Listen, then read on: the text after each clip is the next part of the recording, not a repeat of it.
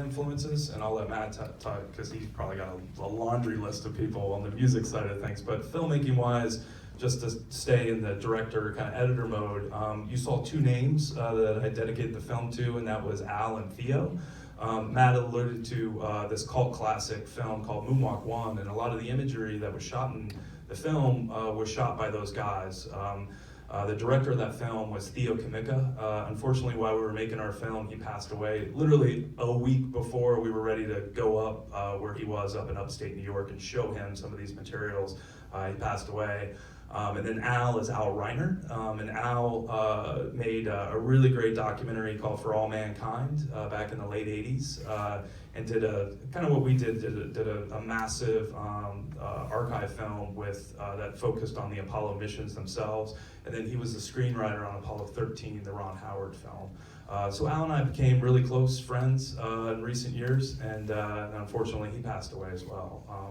But those two guys I put right up there as far as space films go. And then I'm always a big fan of kind of the experimental guys. You know, Godfrey Reggio, probably no one's heard of. He made a great film called Cornelius-Scotsy back in the early 80s. And, the most recent one was Visitors. He had a great relationship with his music composer, Philip Glass, who you probably have heard of. And Matt and I kind of worked the same way as those guys. It's all kind of shorthand, just let the composer do his thing, and he's going to give you greatness. And that certainly was the case here. Well, and Philip Glass is a good bridge to my answer too, because definitely I'm very influenced by the minimalists that were kind of coming about back then. John Cage and Steve Reich. It looks like Reich, but he says Reich. But yeah, and Philip Glass, Terry Riley, all those guys that were kind of avant-garde guys, kind of redefining what music could be.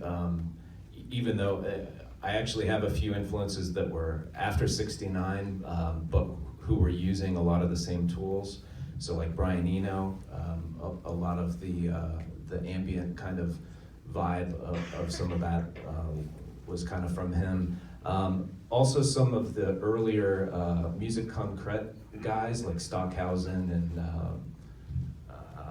all of the French the French radio stations, the BBC Radiophonic Workshop like Dealey Derbyshire and all those folks. But and a lot of the early synthesists that were working with early Moog and Buchla synthesizers.